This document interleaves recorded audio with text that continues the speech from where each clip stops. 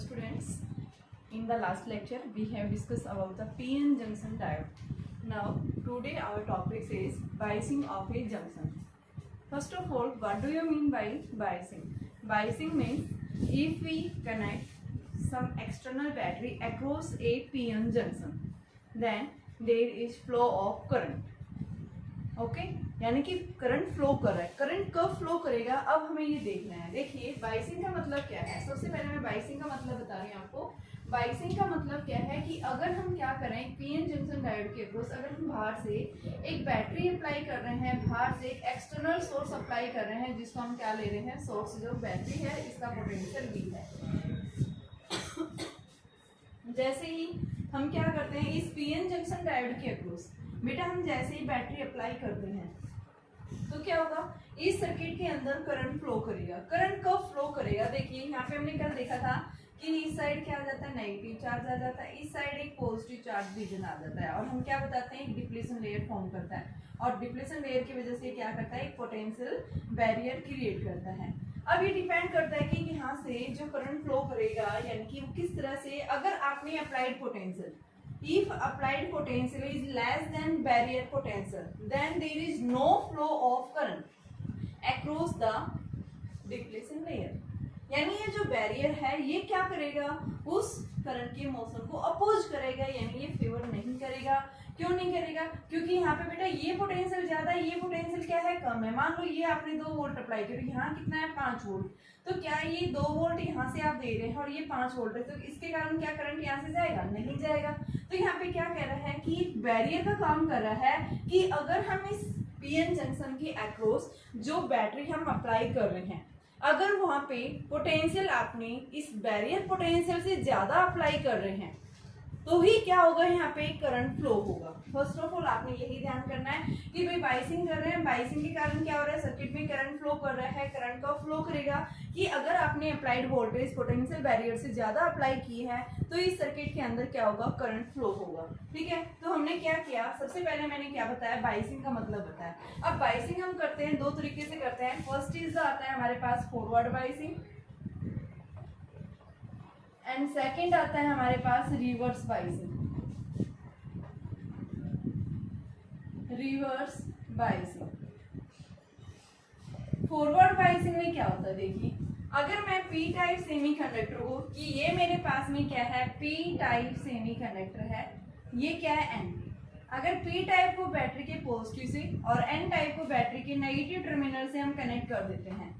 ये हमारे पास में क्या है एक पीएन जंक्शन डायोड है. अगर मैं इसको क्या कर रही हूँ पॉजिटिव से कनेक्ट कर रही हूँ, इसको मैं नेगेटिव से कनेक्ट कर रही हूँ, तो बेटा क्या होगा यहाँ पे करंट फ्लो करेगा. ठीक है, कैसे फ्लो करेगा अब हमें ये देखना है. सबसे पहले अगर हम क्या कर रहे हैं पी टाइप सेमीकंडक्टर को बैटरी के पॉजिटिव टर्मिनल से कनेक्ट कर रहे हैं और एन टाइप को बैटरी के नेगेटिव टर्मिनल से कनेक्ट कर रहे हैं तो हम क्या कहेंगे, किसमें ये फॉरवर्ड बाइसिंग, किसमें कहेंगे फॉरवर्ड बाइसिंग. अब जब आपने फॉरवर्ड बाइसिंग कर दी है तो फॉरवर्ड बाइसिंग के कारण क्या होगा, यहाँ पे पॉजिटिव, पी के अंदर भी क्या है होल्स हैं, holes are the majority charge carriers. Holes के ऊपर क्या होता है चार्ज पॉजिटिव होता है, तो पॉजिटिव पॉजिटिव के बीच में क्या होगा बेटा रिपल्सिव. इधर देखिए ये एन है, electrons are the majority charge carriers, यहाँ नेगेटिव से कनेक्टेड है, नेगेटिव नेगेटिव के बीच में रिपल्सिव. तो ये क्या होगा, यहाँ से रिपल्सिव फोर्स होने की वजह से ये क्या करेंगे कि इसके ऊपर जो डिप्लेशन लेयर है इसके ऊपर बाहर से क्या लगेगा बेटा फोर्स लगेगा, जिसके कारण डिप्लेशन लेयर का साइज क्या हो जाता है, रिड्यूस हो जाता है. क्यों, क्योंकि अगर हम किसी चीज के ऊपर लगातार फोर्स लगा रहे हैं, लगातार फोर्स लगा रहे हैं तो क्या होगा, वो पुश करेगी थोड़ा बहुत. तो यहाँ पे दोनों साइड से ऐसे फोर्स लग रहा है. ठीक है, कैसा फोर्स लग रहा है, रिपल्सिव फोर्स. उसकी वजह से क्या होगा यहाँ पे कि जो डिप्लीशन लेयर का साइज है वो क्या हो जाएगा, रिड्यूस हो जाएगा. फर्स्ट पॉइंट कि जैसे ही हमने बाइसिंग किया है, कैसा बाइसिंग किया है, फॉरवर्ड बाइसिंग कर रहे हैं, फॉरवर्ड बाइसिंग के कारण इस डिप्लीशन लेयर का साइज क्या हो गया, रिड्यूस हो गया.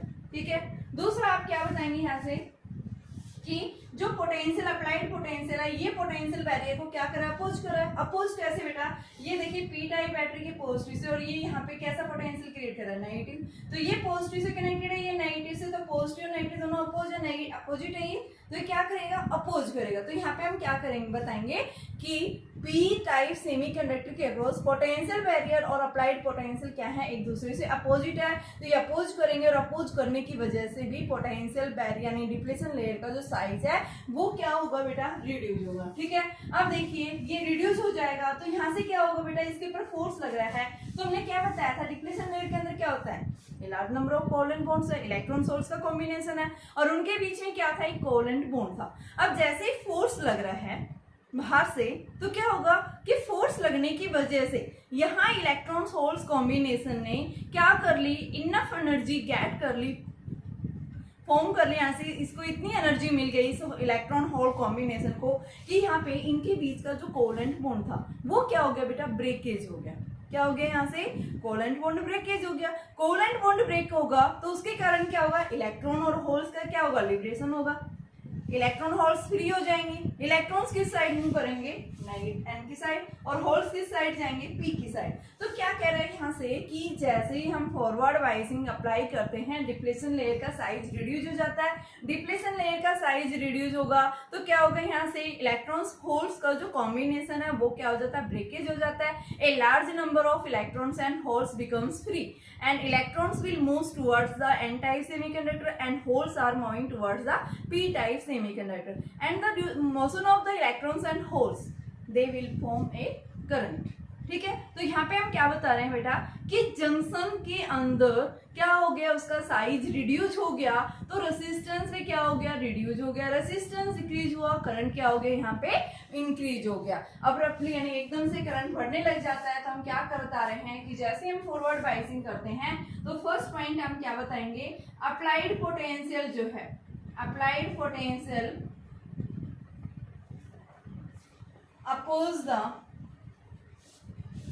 oppose potential barrier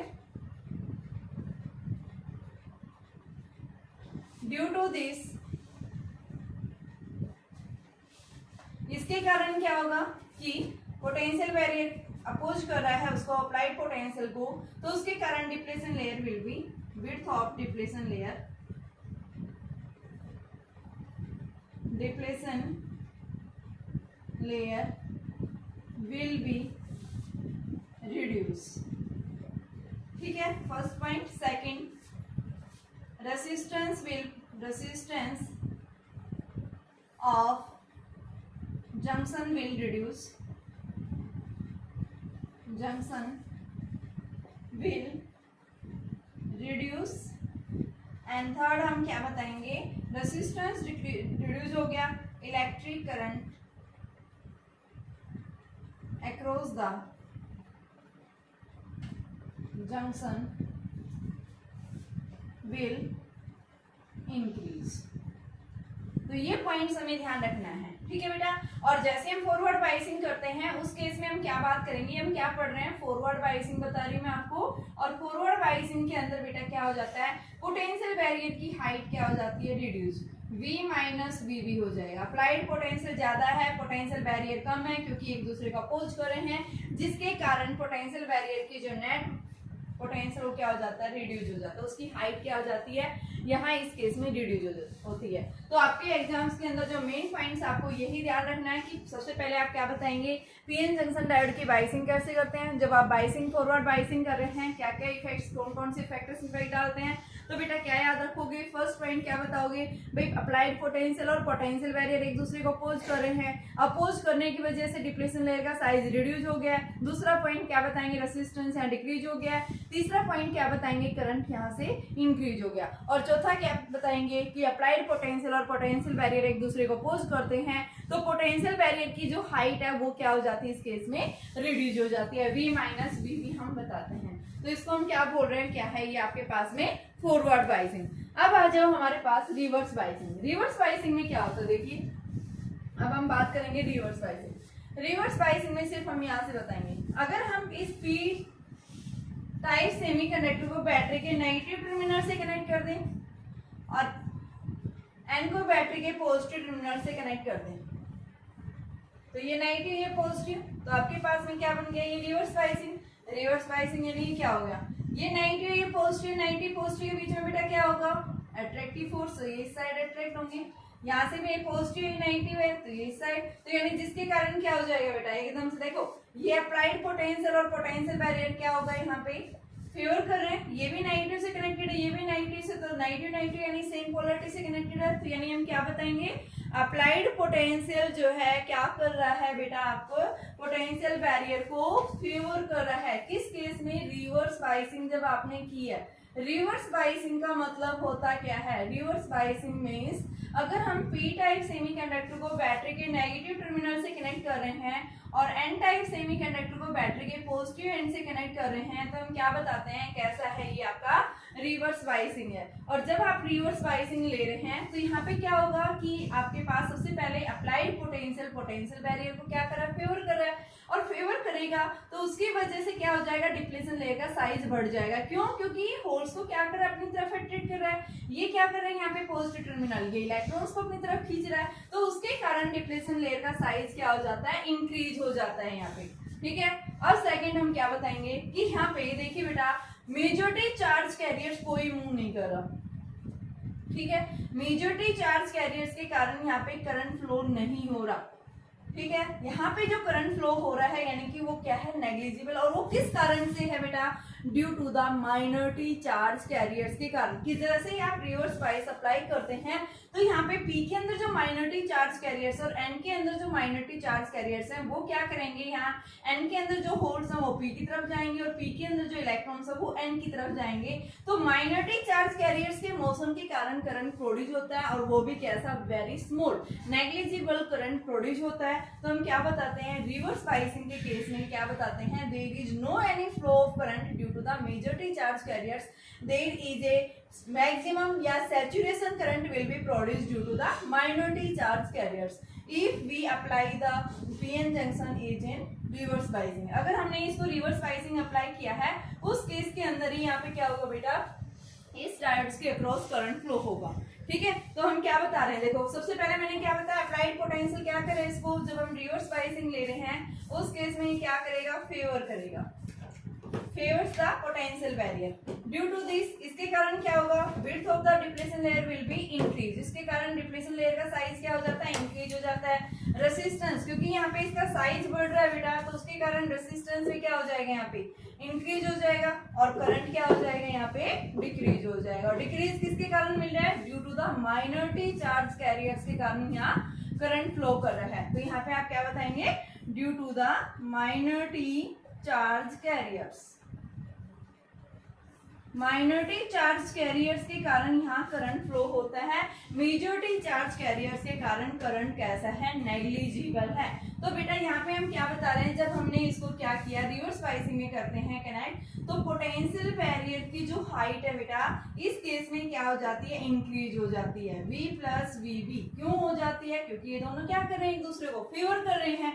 ठीक है, कि पी टाइप जो है दोनों को आपने देख रहे हैं, इधर से भी नेगेटिव से कनेक्टेड है, इधर भी है नेगेटिव से, लेकिन फॉरवर्ड बाइसिंग में हमने देखा था कि अपोजिट पोलरिटी से कनेक्टेड थे, इस वजह से क्या हो गया था, उनकी पोटेंशियल बैरियर की जो नेट हाइट थी फॉरवर्ड बाइसिंग के केस में रिड्यूस हो रही थी, but in case of reverse biasing their height of the potential barrier will be increase. ठीक है, तो V प्लस VB। तो ये था हमारे पास में forward biasing and reverse biasing का केस था बेटा।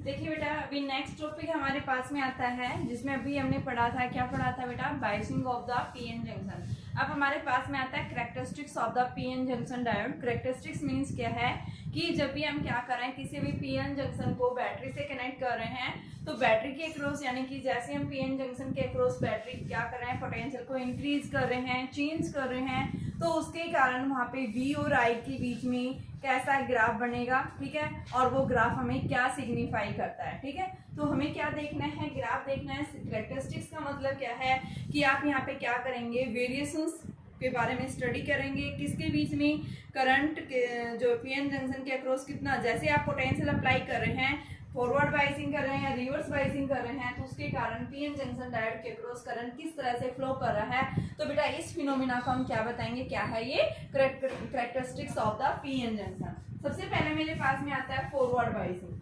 फॉरवर्ड बाइसिंग के केस में कैसे कैरेक्टरिस्टिक्स आएगी, फॉरवर्ड बाइसिंग। हमने क्या देखा था फॉरवर्ड बायसिंग में कि अगर हम पी टाइप सेमीकंडक्टर ले रहे हैं और अगर उसको हमने बैटरी के पॉजिटिव टर्मिनल से कनेक्ट किया है, ठीक है, ये पॉजिटिव टर्मिनल हो गया, नेगेटिव टर्मिनल हो गया। पी टाइप सेमीकंडक्टर में holes are the majority charge carriers and N के अंदर electrons are the majority charge carriers. अब क्या होगा यहाँ से कि इसके नजदीक ही अपना खुद का क्या करेंगे, एक इलेक्ट्रॉन होल पेयर्स का कॉम्बिनेशन फॉर्म कर लेते हैं। एक साइड नेगेटिव चार्ज आ जाता है, दूसरी साइड पॉजिटिव चार्ज। ये क्या है, डिप्लेशन लेयर है, ये क्या है, जंक्शन है। इन्होंने अपना खुद का एक पोटेंशियल बैरियर क्रिएट कर दिया।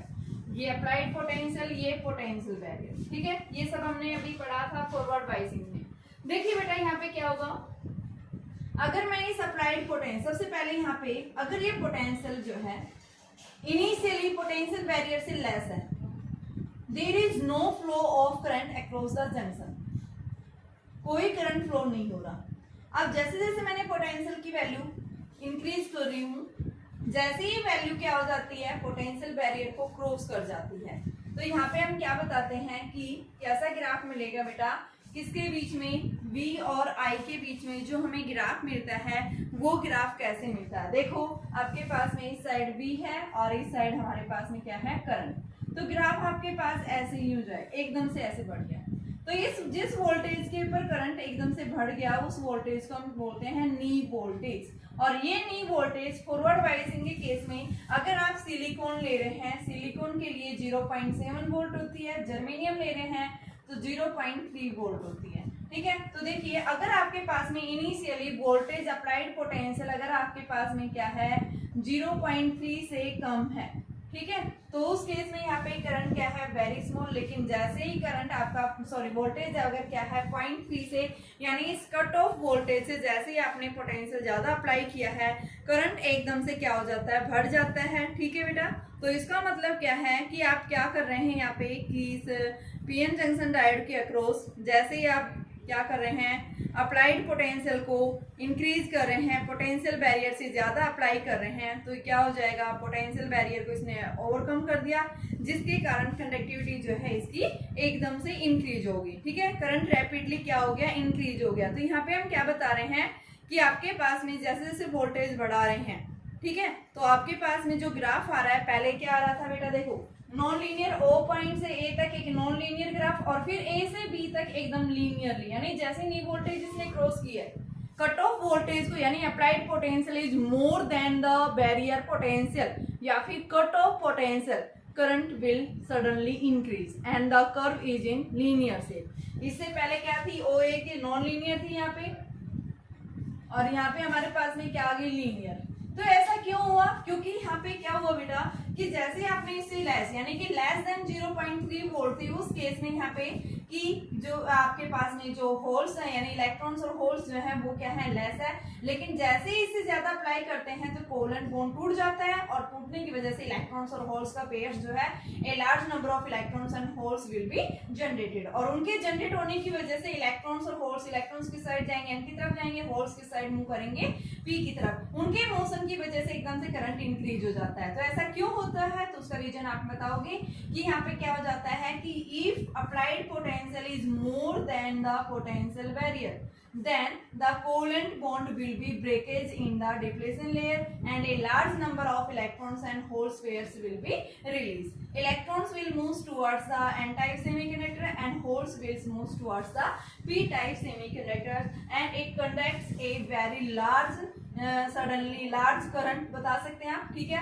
आपने क्या देखा कि अगर आपकी अप्लाइड पोटेंशियल इस यानी बैरियर पोटेंशियल से लेस थी, ठीक है, उस केस में नॉन लीनियर कर्व आ रही है। लेकिन जैसे ही हमने बैरियर पोटेंशियल से ज्यादा पोटेंशियल अप्लाई किया, कर्व हमारी कैसी गई, लीनियर, ठीक है। तो हम क्या बताएंगे, जिस करंट के अंदर, यानी फॉरवर्ड बायसिंग के केस में जिस पोटेंशियल के ऊपर करंट एकदम से इंक्रीज हो जाता है, सडनली इंक्रीज हो जाता है, लीनियर ग्राफ आता है, उस केस में हम क्या बताएंगे बच्चों कि आपके पास वो वोल्टेज कैसी है। फॉरवर्ड बायसिंग के केस में जो वोल्टेज आपने अप्लाई किया, जिस वोल्टेज के ऊपर करंट एकदम से रैपिडली क्या हो गया, इंक्रीज हो गया, that voltage is known as knee voltage, ठीक है। अब आ जाओ रिवर्स बायसिंग। रिवर्स बायसिंग के केस में हमें कैसा कर्व मिलती है, रिवर्स बायसिंग में देखिए, तो रिवर्स बायसिंग में अगर मैंने इसको क्या कर दिया, यहाँ से रिवर्स बायसिंग अप्लाई कर दिया, तो इस केस में क्या होगा देखिए, ये नेगेटिव है, ये पॉजिटिव है, ये इस साइड मूव करेंगे, ये इस साइड मूव करेंगे, डिप्लेशन लेयर का साइज क्या हो जाएगा, बढ़ जाएगा। ठीक है, डिप्लेशन लेयर का साइज बढ़ जाएगा तो बेटा यहाँ पे करंट क्या है, नेग्लिजिबल है। क्यों है, क्योंकि मेजॉरिटी चार्ज कैरियर्स के कारण कोई करंट फ्लो नहीं कर रहा। इनिशियली अगर आपके पास ये जो पोटेंशियल है रिवर्स वोल्टेज, अगर आपके पास में क्या है, बैरियर पोटेंशियल से लेस है, ठीक है, रिवर्स बाइसिंग आप कनेक्ट कर रखा है, तो उस केस में आप बताएंगे there is no any current. ठीक है, कोई करंट नहीं है, ऐसे 0 0 ऐसे आ रहा है। अब मैंने क्या किया बेटा, मैंने इस वोल्टेज को इंक्रीज करते जा रही हूँ, रिवर्स बायस वोल्टेज हम बोलते हैं इसमें। अगर हम रिवर्स बायस वोल्टेज को इंक्रीज कर दें, इसको इंक्रीज कर दें, बैरियर वोल्टेज से ज्यादा अप्लाई कर दिया, तो उस केस में क्या होगा, यहाँ पे इसके अंदर जो माइनॉरिटी चार्ज कैरियर्स हैं, इसके अंदर जो माइनॉरिटी चार्ज कैरियर्स हैं, इस वोल्टेज के इंक्रीज करने से यहाँ पे इस पी टाइप सेमीकंडक्टर के अंदर और एन टाइप सेमीकंडक्टर के अंदर जो माइनॉरिटी चार्ज कैरियर्स हैं वो एकदम से क्या करना शुरू कर देते हैं, मूवमेंट करना शुरू कर देते हैं। उनके पास इतनी एनर्जी आ जाती है, उनके पास इतनी काइनेटिक एनर्जी बढ़ जाती है कि वो क्या कर जाते हैं, इस डिप्लीशन रीजन के अंदर जो इलेक्ट्रॉन्स होल्स का जो पेयर था उसके साथ में कोलाइड करेंगे, और कोलाइड होने की वजह से यहाँ इलेक्ट्रॉन्स और होल्स का पेयर क्या हो जाता है, टूट जाता है, और उसके टूटने की वजह से यहाँ से इलेक्ट्रॉन्स एन की तरफ और होल्स की साइड जाते हैं पी की तरफ। तो बेटा यहाँ से क्या होगा, एकदम से करंट बढ़ गया। ठीक है, पहले क्या था, ये 0 0 आ रहा था, लेकिन एकदम से, या फिर आप ऐसे भी दिखा सकते हो कि माइनॉरिटी चार्ज कैरियर्स की वजह से ऐसे करंट आ रहा और फिर एकदम से ऐसे बढ़ गया। ठीक है, सडनली एकदम ऐसे चला गया। तो जिस वोल्टेज के ऊपर करंट एकदम रैपिडली बढ़ जाता है उस वोल्टेज को हम क्या बोलते हैं, break down voltage. Break down voltage या जीनर ब्रेक डाउन वोल्टेज भी बोलते हैं। अब देखिए यहाँ से बेटा एक बार, ब्रेक डाउन वोल्टेज या जीनर ब्रेक डाउन क्या होता है। मैंने क्या किया, यहाँ पे अप्लाइड रिवर्स वोल्टेज को मैं बढ़ा रही हूँ। जैसे ही हमने पोटेंशियल बैरियर से ज्यादा अप्लाई किया, यहाँ पे क्या हुआ, इलेक्ट्रिक फील्ड इतना ज्यादा स्ट्रॉन्ग हो गया।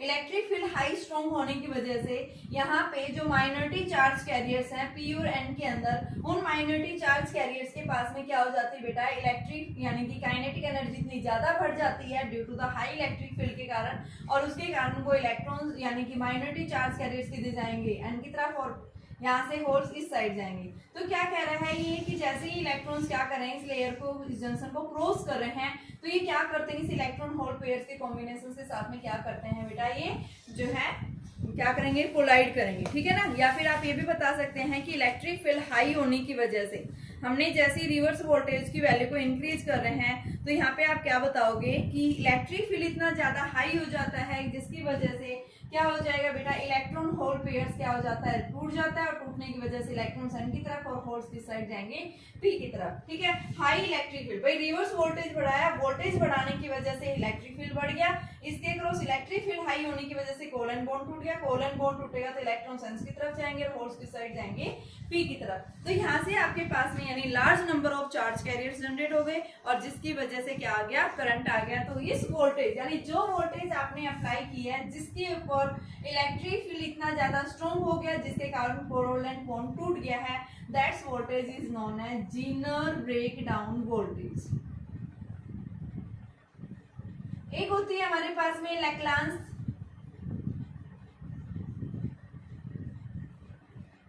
एवलांच, लैक्लांस सेल होती है। ठीक है, दूसरा है हमारे पास है avalanche break down voltage. Avalanche break down voltage,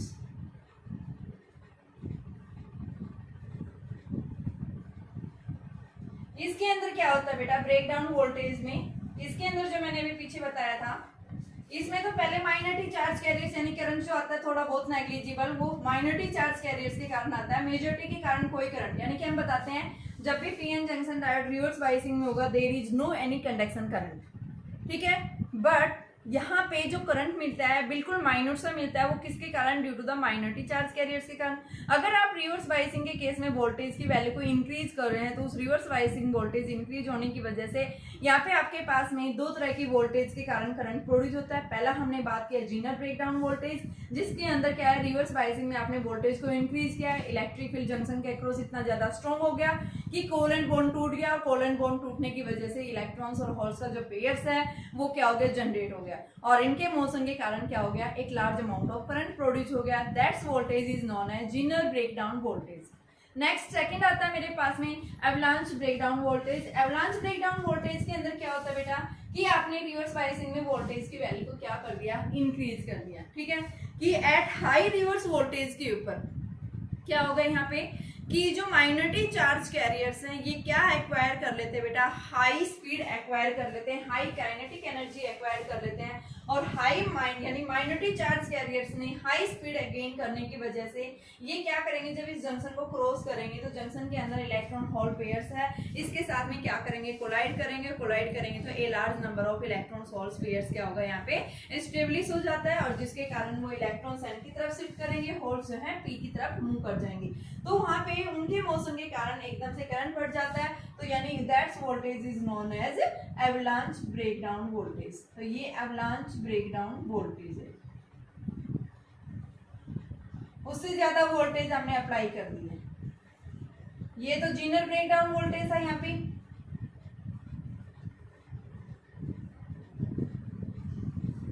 इस केस में हम क्या बता रहे हैं, एवलांच ब्रेकडाउन वोल्टेज। तो बेटा ये था हमारे पास में characteristics of the forward biasing and reverse biasing. पहले वाले केस में मैंने फॉरवर्ड बायसिंग के केस में देखा था, ये V है इधर, ये I है। ठीक है, वोल्टेज वही आपके पास 0.3 या 0.7। तो आपके पास इस तरह का जो ग्राफ आता है वो क्या कहलाती है, characteristics of the PN junction diode.